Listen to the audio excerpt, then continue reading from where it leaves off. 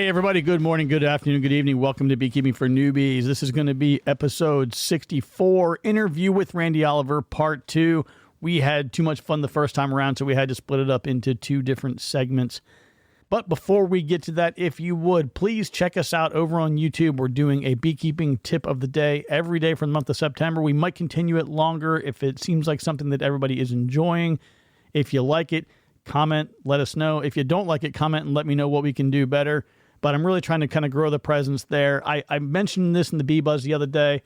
I kind of screwed up a little bit. I put a little bit too much energy and emphasis on that side of things, and I neglected my podcast people a little bit, and I feel bad about that. So I'm trying to kind of shift the focus back over here to pay more attention to all of you because I miss you, and you're so kind and friendly and lovely and all kinds of great stuff. So my apologies for not giving you the attention you deserve recently, but I am trying to find ways to balance it out and try to get things to where they should be. I still recognize tremendous value in the ability to talk about something and then show a video of it.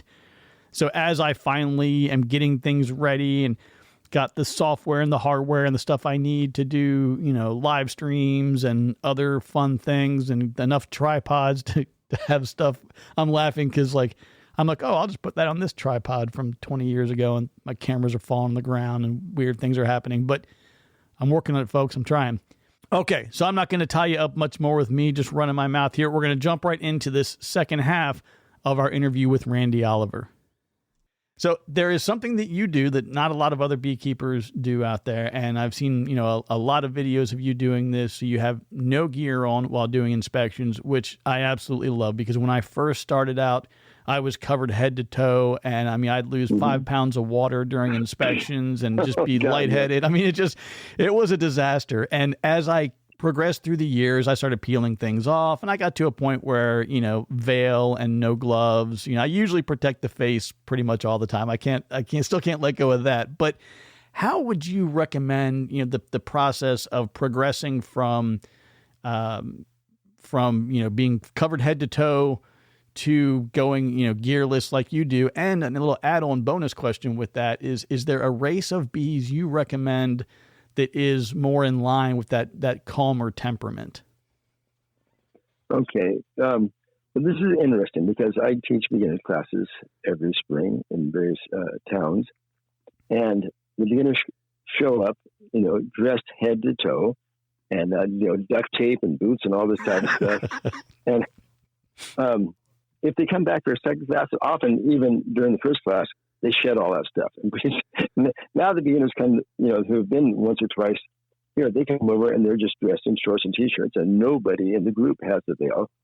I went out last weekend.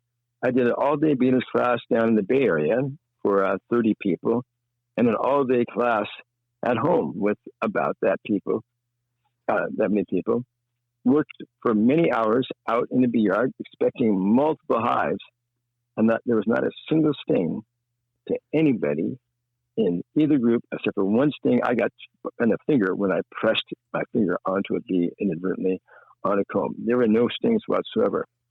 That spoils you because we're keeping very gentle bees.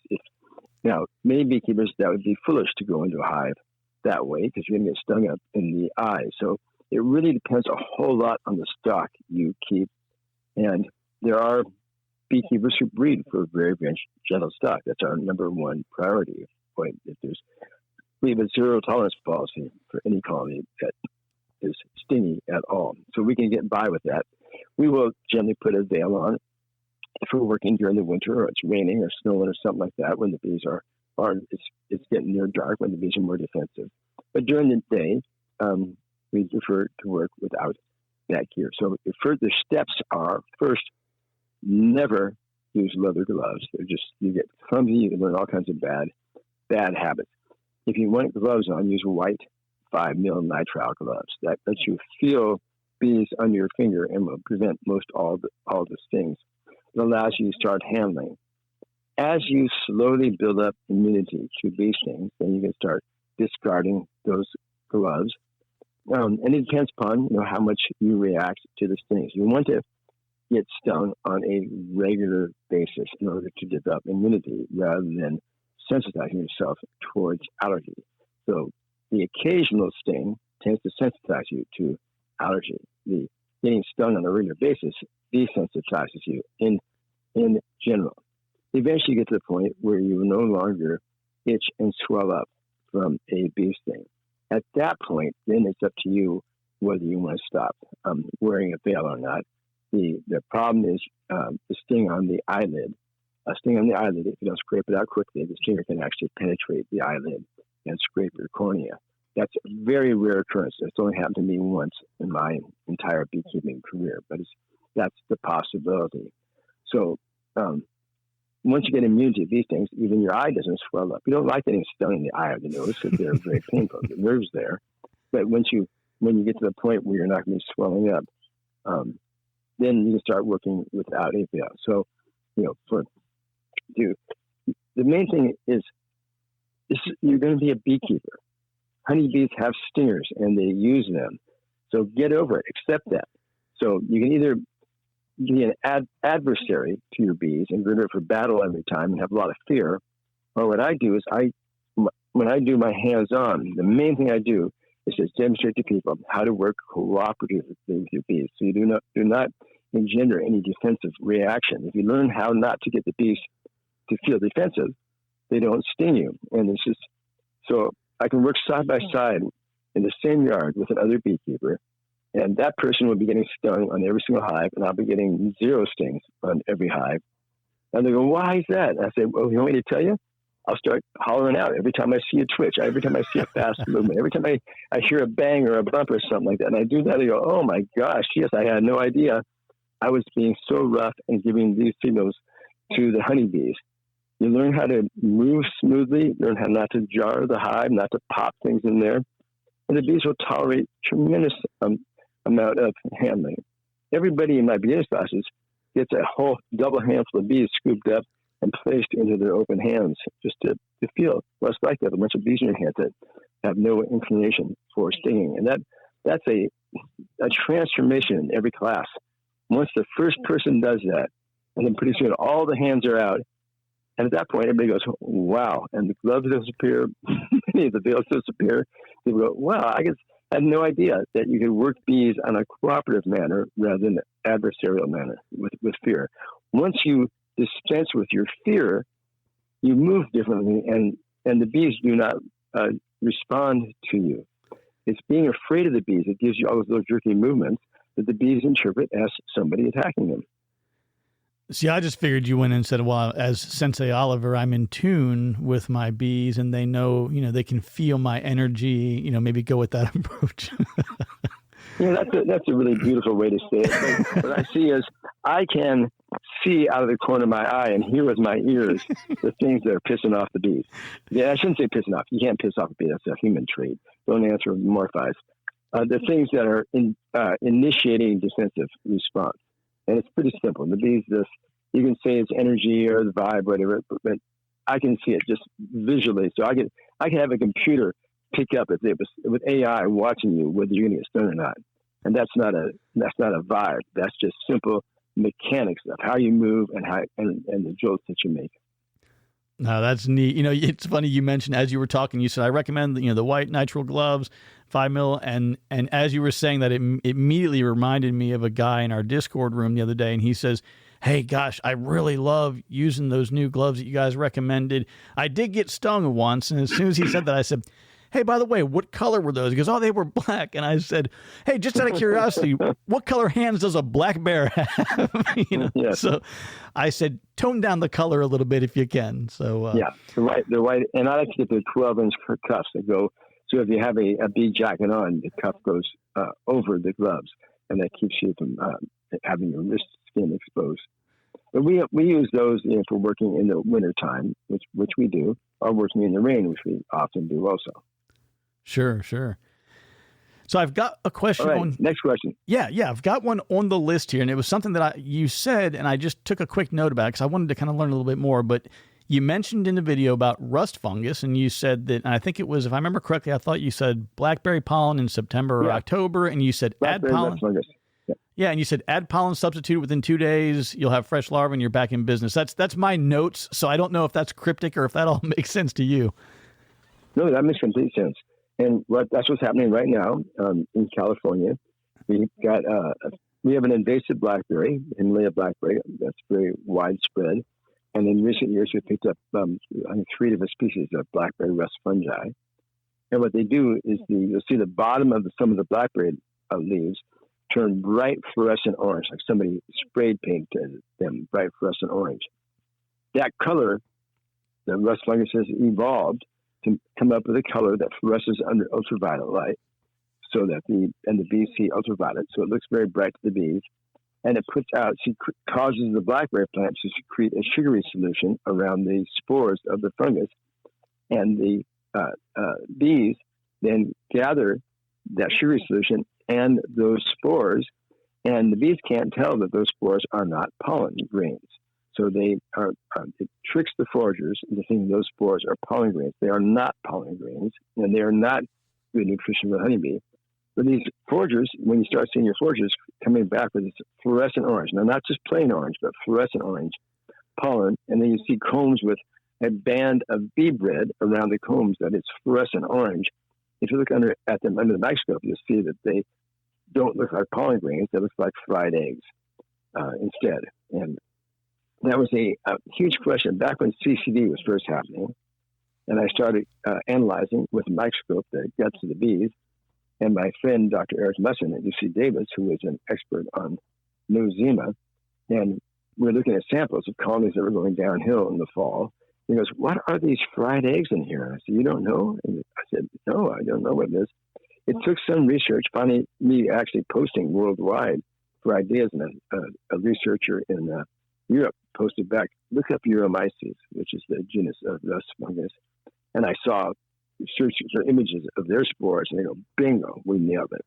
And it's blackberry rust fungus spores, which have a toxicity to the bees and to the jellyfed larvae. So you can see a comb surrounded by this beautiful fluorescent orange bee bread, and you see larvae dying in the cells. And that's telling you that there's something wrong with that picture. Oh, well, now, so... That solved a huge problem for us. We were having colonies that were dwindling in the fall, despite having all this bee bread and us feeding sugars there. We could not figure out what the problem was. Once I realized what that problem was, I said, "Oh my God, it's rust fungus toxicity to the hive."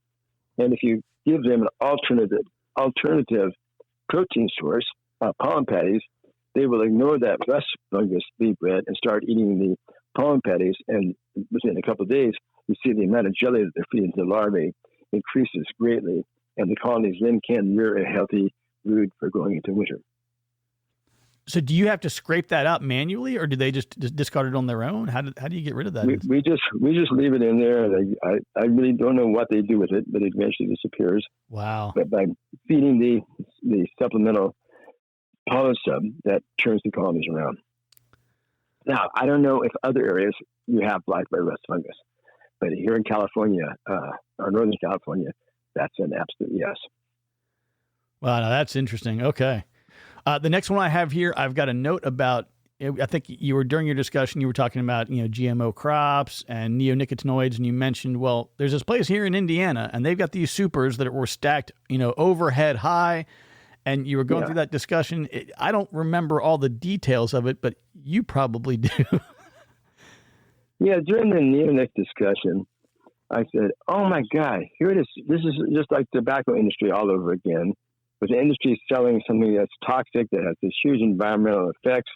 And there was a fresh book coming out saying this would be the end of insects and humanity because of the neonic insecticides having this residual cumulative action. And then Kim Flodden, the editor of Beeculture magazine, asked me to review the book, and I started doing that. And I got into a long correspondence with the author. And the first thing I said is, hang on, neonicotinoids have the same action as nicotine on the sodium-gated nicotinic receptors of the sodium-gated ion channels. If they had cumulative action, every smoker would be dead, because the nicotine you get from every cigarette would accumulate and die. That doesn't happen. What makes you think it's going to happen to neonicotinoids? And he was unable to answer that question. He wrote the whole book on it based upon the premise that was going to happen, but he had no evidence whatsoever.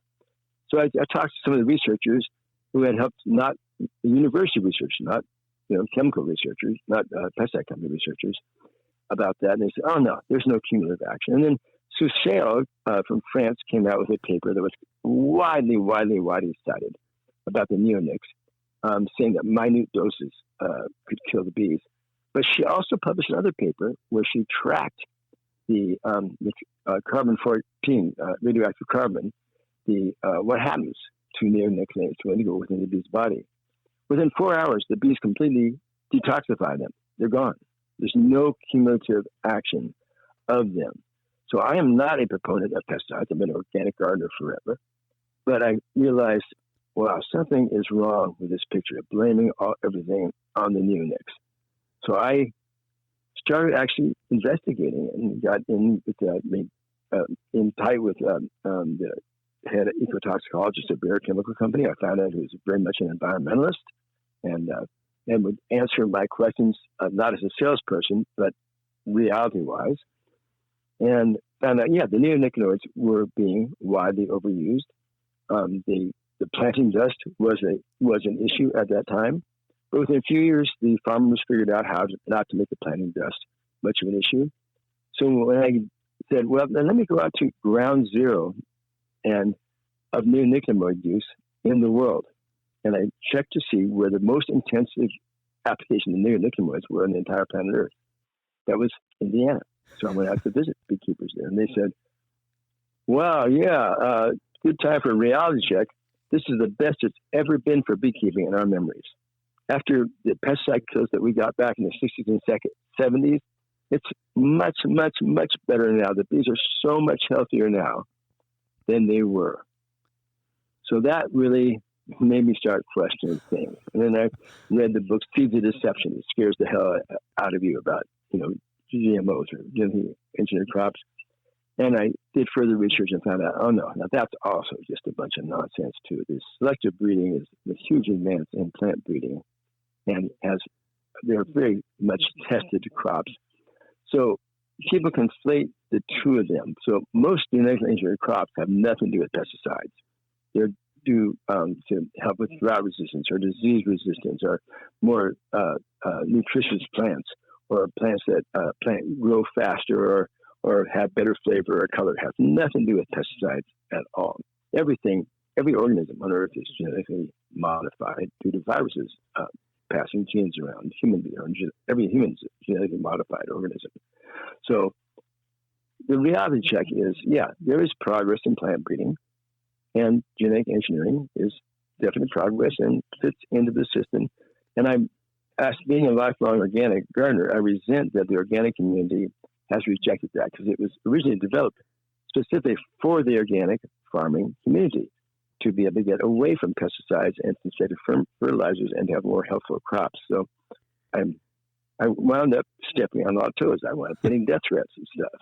But when I do PowerPoints to groups in very anti-GMO locations, I do a whole hour PowerPoint on understanding GMOs. I'll have half the people in the audience walk up to me afterwards and shake my hand and say, thank you, that I was misunderstanding. Wow. Similarly, with looking at the neonicotinoids. So I am not a pesticide proponent in any way. I will be the first to say that neonicotinoids are widely overused. I'll be the first to say I don't think that homeowners should be able to buy the bulk, the Bayer big treatments for soaking treatments for the neonicotinoids to pour over the roots of trees and plants. That I think that's stupid. That I think you should have a license to have to do that. But we're not seeing that neonicotinoids are the big problem that they were made out to be. I'm also an aquatic biologist. I'm more concerned with what's happening with aquatic species with pesticides. But many the pesticide runoff from agriculture is really tough on aquatic species. But I would not single out the neonicotinoids, and they've replaced much more dangerous pesticides. But now, as insects are developing resistance to them, there'll be new generations of them. And what we really need to do is to shift to integrated pest management in our agricultural systems and move away towards the biopesticides and the other naturally rapidly degrading pesticides, which is why I'm trying to push the EPA to look at the biopesticides for viral control, the thymol, oxalic acid, and formic acid as biopesticides. They're natural ingredients made in nature. They get degraded very quickly, much safer. And I'm surprised that the EPA is not helping us more by allowing us more free use of those with a use exemption or adding them to the minimal risk list, which is what I would like them to do. So let's see, now back to your original question. Oh, so during the big neonicotinoid debate, which was really a hot debate among beekeepers, I'd have beekeepers from various areas. One of them, I use a picture from up in Ontario, Canada, where his bees make a crop of honey on the genetically engineered soybeans with genetically engineered canola with neonicotinoid seed treatment, and he's got these stacks of boxes stacked as high as you can reach, these huge yards making hundreds and hundreds of pounds of honey per hive. And he goes, man, if this is what GMO and neonicotinoids do, give me more of this. And does it year after year with very, very healthy bees. So these are the kind of things that it's easy to some of the environmental groups, to which I am a member of many, but boy, I've written to them saying, you know what? I expect better of you than by using fear-mongering with no evidence to raise money and demonizing companies that are actually trying to come up with better treatments than what was out there. I lose respect for the environmental group for doing that. And I've noticed that Sierra Club, after I don't know how much my complaints had to do with it, they stopped using that the fundraising letter saying, "Oh yeah, Bayer Chemical and the neonicotinoids are killing off all the insects." Insects are having a hard time worldwide on the earth, but it's not related to insecticides. There's other things happening in that. I'm guessing it's mainly due to climate change and higher carbon dioxide levels, which affect plant nutrition. I know there may be other things, but there isn't a correlation with the use of pesticides and the disappearance of insects. There's a lot that you said there that in my mind, as you're talking, I'm making notes and I'm thinking like, oh my gosh, this makes so much sense. But I think that what you hit home with, at least to me here, is a lot of times people want to, like, I'm a bit of, I don't want to say reclusive, but I keep to myself. I mind my own business. And there are a lot of people that I think like to just, I don't want to say live in isolation, but they like to just go do their thing. They don't want to be involved with a lot of other people. And I think that when you do that in the bee space, as a beekeeper, you're really missing out on a lot. And I think that having that you just made a great example of that portion of this discussion. There's a lot there that I really hadn't thought of, wasn't aware of. It's definitely a learning opportunity, but it's having that continuous and regular dialogue, within the community and with other beekeepers and exchanging ideas and thoughts. And even equally as important to me is that receptiveness to the ideas of others to say, hey, this is what I think. Give me your opinion. Give me your opposing view, whatever it Absolutely. might be. And let's have that dialogue. Yeah. Yep. Yeah, I live, you mentioned, the aquatic, some of the aquatic aspects of things and your experience there. I live on a river, and that's something that I just go absolutely nuts on because I'm the guy in the neighborhood who, like, everybody has the grass companies come out, they spray all the stuff. Everybody's yard is beautiful and green and it has no weeds. My yard, I don't cut it for about a good month or so in the spring, so it's almost a foot high. I've got flowers everywhere, like natural wildflowers, and I have clover, and I love my dandelions, and like nobody likes me, but I tell them I'm like you guys look out back, like we live on a river, and I said every piece of junk you put in here, it rolls right out of your yard into that river. And I learned that lesson one year. I rented a house. We were there for 5 years. It's about a half mile down the road, and it had a swimming pool in it. And one year I was like, hey, I'm going to try and put some of this stuff in the grass and see if I can make the grass greener.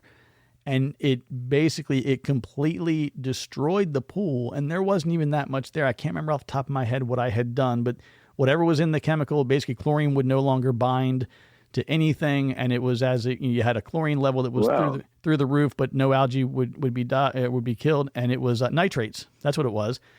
Nitrates in the pool. So I thought, if this is what I did with just a little bit of fertilizer in the yard, what in the world is going on in this river behind here? Oh yeah. So yeah, a lot. clear out into the ocean. So humans have huge environmental impact. But the thing is, people want something simple to blame, and it's not that. And the blaming is not just going to be from genetically engineered crops or pesticides. It's more fundamental in our lifestyles and all the other junk we put into the environment and our impact. Absolutely. Okay, I got time for one more question, then I got to get back to work. Oh, let's see here. Let's see the best one on here. Let me just, I've only got 6 here. Let me see if I can find which one is the best one to go. Actually, there's not even that many because the last ones are just my end of notes. Okay, so I'll go to what I think is a good one here. I am a proponent of high ventilation in the wintertime. I have what I call a vented inner cover, and it has a piece of insulation up there, lets some air come up, and it really what it helps is kind of reduce some of the condensation. And I've heard people say different things. Oh, you got to keep it completely sealed up because you want them to keep all that heat in. And I always say, no. You've got to have some cool air coming in to offset that condensation. So can you solve the debate for us? What do you think about that? Well, I never say what I think. I'll say what I have hard evidence. Okay. Hard evidence on. Okay. All right. What people think means no difference to me. I'm interested in the idea, but it doesn't mean it has any. Unless there's evidence backing up what they think. It's just words. Fair enough. Okay. So E.F. Phillips, way back with the Beekeeper Royal Law, has a great quote published in 1920, saying, "Beekeepers learn soon that honeybees want one entrance in a hive, and they will do, no matter what the beekeeper does, they're going to make the attempt to seal up the other entrances." So what is it about humans that think that they know better than millions of years of evolution of the honeybees? So that got me going, thinking about that. They clear back then, people had already noticed that the bees want to close the entrance down. They typically, if you don't breed for bees that do not produce propolis, they will put propolis means pro in front of, olus means the city. So propolis means the front of the city. That's the wall that the honeybees build in front of the hive to close off the entrance during the winter. They want just a very few tiny ventilation holes in one place. Now, then one of the things to think about is the analogy of, how about you lived in a 2-story house, and during winter, how would you want to open the front door and open the upper window and live in that house?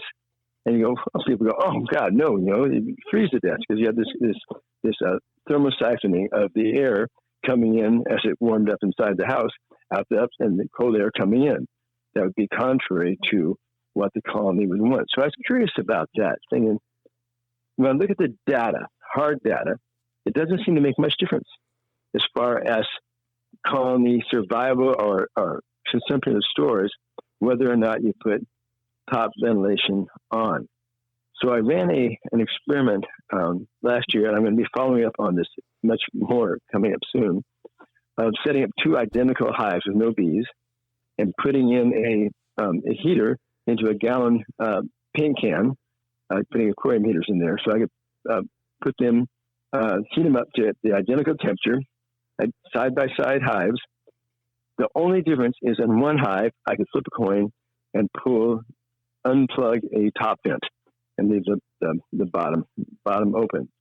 So I did that, and thinking that, well, I turn off the heater, unplug the heater when I start, and then the amount of heat that is lost from that hive to that top ventilation would show, because that can of hot water will cool at a lower rate. And you can calculate because if you know the mass of the water and you know how many degrees it drops, that tells you how many calories per minute are lost. It's a very easy calculation to make. I was expecting that the one with the top vent would lose calories at a much higher rate than the one that did not have a top vent. But I was completely wrong. That didn't happen. There wasn't much difference. And what I realized was, people aren't, when you use that analogy of the house with the window open at the top and the door open at the bottom, you're not taking into account the friction of all the combs inside the hive. When I do the calculation for the difference in density of the outside air versus the inside air as it heats up, it's not like a wood stove where you have that flue of a wood stove works because of the huge temperature difference between the air inside the chimney and the air in the room. So you get a very strong thermosiphoning that makes all your smoke go out the top of the chimney. That doesn't happen in a beehive. There's almost no thermosiphoning that actually takes place there. So that helped to answer the question to me about why you can do top ventilation and does not have such a negative impact on the bees as far as needing winter stores or chilling. So that's question one. Question two is ventilation. Not ventilation, but loss of moisture at the top. So I asked a bunch of beekeepers in very cold winter areas that if there is indeed moisture coming out of that top vent, that you would see ice crystals forming immediately at the mouth of that vent because they would condense immediately hitting that cold air. And I tried it, and I weighed some of those crystals where I saw that, and there's almost no weight to them. So I asked others to do the same, and they're saying, you know what? We're saying that you lose a lot of moisture out of the top vent, but we don't see hardly any ice, not enough to make any appreciable value up there. So that makes me question as far as how much that helps. Research from Tomema out of Estonia, where they used insulated hives, and he put in aluminum sheets and collected the water that was actually condensed, said with an insulated cover, you get almost no condensation at all at the top of the hive. It's all over on the sides of the hive, which actually is a benefit to the bees because a colony during winter, a strong colony, their problem is they get too thirsty. A weak colony has too much moisture because it doesn't get lost. So a strong colony needs that condensing water on those outer surfaces in order to they go lick it up and use it so they don't get thirsty. So far, my assessment of this is that the main problem with condensation is that you're using too large a colony relative to your cluster size. That if you have a weak colony in the box, you're going to have moisture problems. If you have a strong colony in that box with an insulated lid, you probably are not going to have moisture problems. Anyway, I'm going to be following up with testing this winter, addressing that thing because the research has been confusing, the research findings on this whole question of top ventilation or not, or benefit. So there's also another beekeeper sent me as a master's beekeeper program experiment where he put in a heater in the hive and then had top ventilation, no top ventilation, and added so many milliliters of water every day to the heater to simulate moisture being lost from the beehive. And he said that he had honey in these hives, no bees. And he said there was more moisture absorbed in the honey by the ones without top ventilation. So that was a possible benefit of top ventilation and moisture. So anyway, I want to investigate this more deeply myself. So in answer to your simple question, there's a very complex answer. But a simple summary of, we still don't know. Despite tons of research being done over the last 100 or so years, anybody who says they can answer that question is talking out of their ass. Because we're just not understanding it fully. But we can go back to what the bees tell you, is they want one vent. And for them to be able to manage and regulate it themselves. The best I'm seeing to this point is the relationship between cluster size and colony and hive volume. A small colony, small cluster in a large cavity will probably have moisture issues.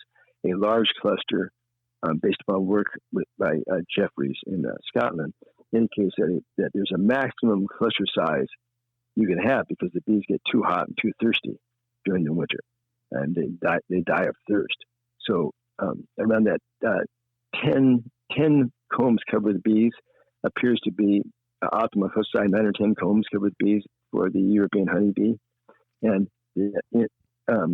not over generally a 2-story hive, or if you're up in Canada, a 3-story hive with the clusters being at the very bottom to start with, and possibly a midway opening might be a benefit for winter flight, for cleansing flights. So that's the best I can tell you for an answer right now. Sure. No, that all makes sense. And the one that I particularly use, it actually has 2.5 inches of foam insulation at the top. So that's the only there's no real vent. The hole is about the size of like what you would see in an inner cover. It's about that big, but that's covered by 2.5 inches of insulation. And what I found with it is it seems like the moisture is kind of, I think you can almost get the best of both worlds, because that upper condensation that might form kind of gets absorbed into that insulation, but yet you can still have the, like you said. Hang on a second. Yes. When you say absorbed into insulation, what kind of insulation are you using? It's just like a 2.5 inch foam insulation. No water goes into foam insulation. It does not get absorbed. It seems to, I guess, how do you describe it? It's. Hey, please stop using the word seems. What do you actually observe? Well, I don't open it till the spring. So when beekeepers use the word seams, that's a huge qualifier. Well, I would say something up. By comparison, if I take my inner cover off without it, it's really heavy because it's saturated with a lot of water. And in the absence of that and using this in its place, I don't have that. So my assumption, and again, it's not. So what you're saying is you have an inner cover underneath the insulation. No, it's basically top deep, and then this inner cover sits on it. It's about 2.5 inches high. It's a little bit of a tray almost, and the insulation sits. This foam insulation sits inside of that tray, and then there's So it's so when you say the inner cover is damp in the ones without insulation, that's because you have an inner cover underneath the lid, whereas with the insulation you have the lid above the insulation. Yes, exactly. Yes, sir. Yeah, so that's what I expect. If you have no insulation, the inner cover is going to get wet.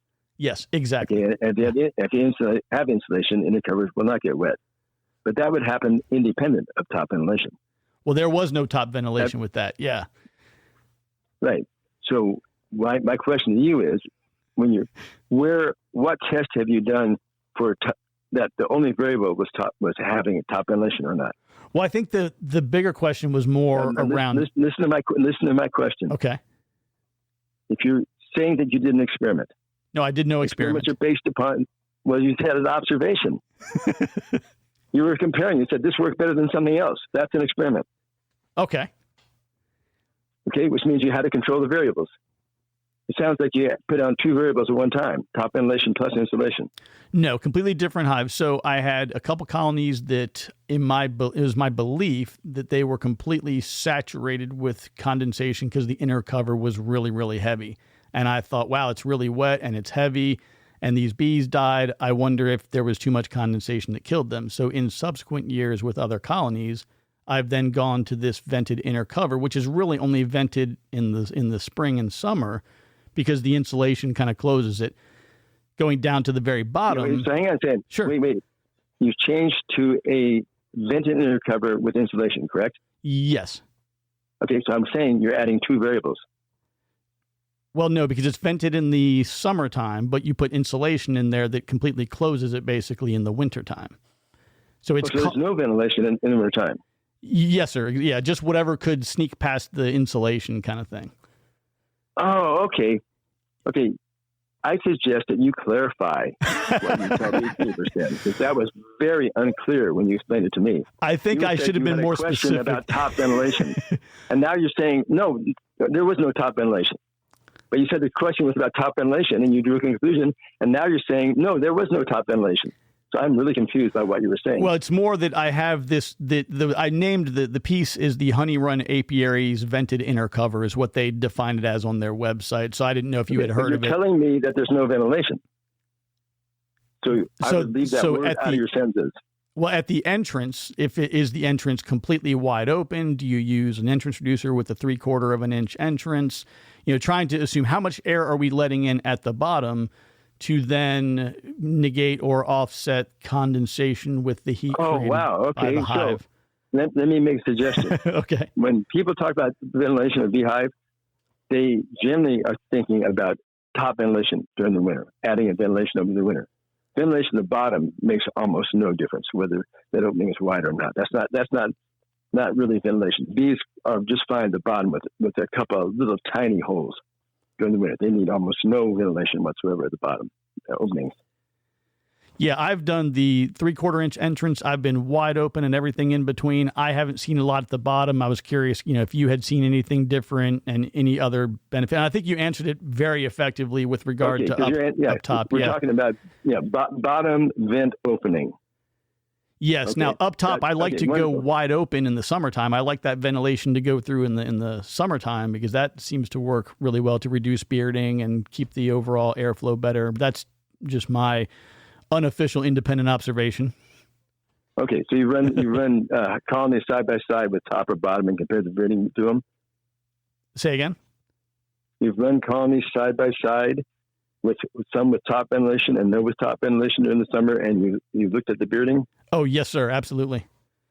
So the ones that have the top ventilation during the summer have less bearding than the ones that do not have top ventilation. I would say like 50 to 70% less bearding. Yes. Okay, great. That's the kind of observation that I'd be interested. That's called data. You have some evidence to try to draw a conclusion from. Well, if that is of interest, I'm happy to put that experiment on for you and send you some data if it's something that no one else is doing. I'd be interested. It's something that we can do. The first question I ask though is, why does bearding bother you? Doesn't bother me a bit. My only concern would be if it's excessive and you're out of space and you're running the risk of absconding. But I mean, in general, I don't care about bearding at all. Yeah, because that's a natural behavior for bees. Yeah, I just figure if they're outside, give them a little more air, a little more ventilation, make them a little bit less congested.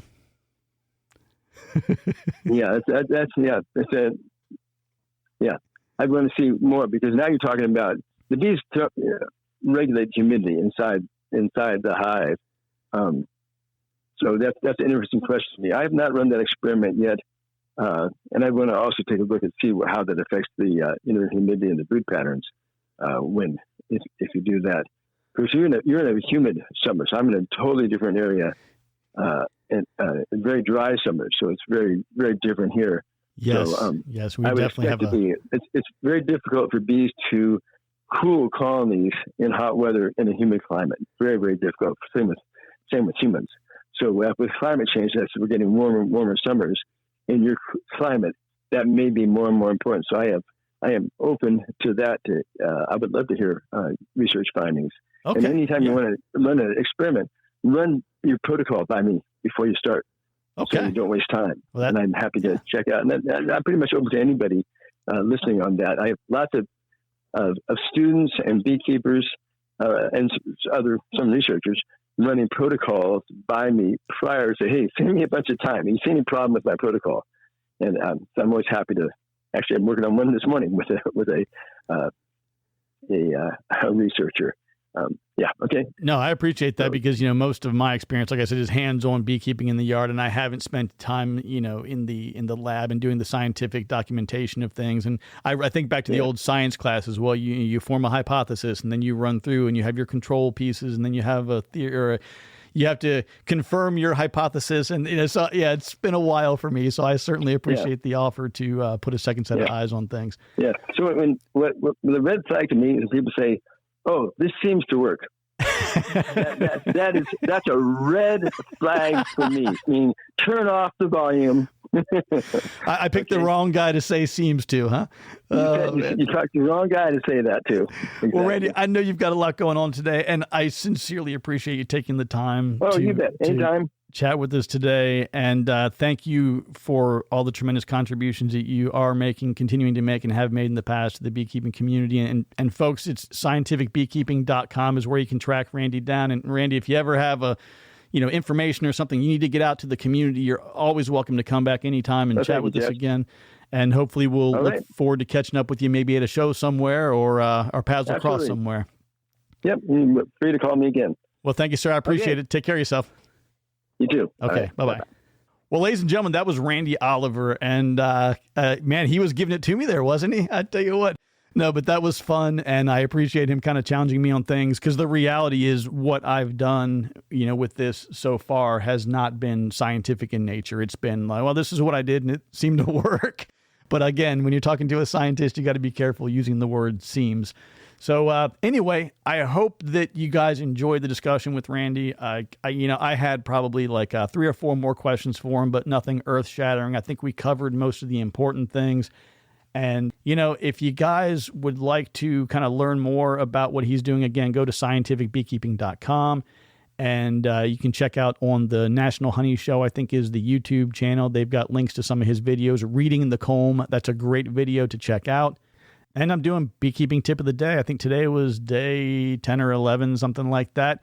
So we've got one released every day for the month of September.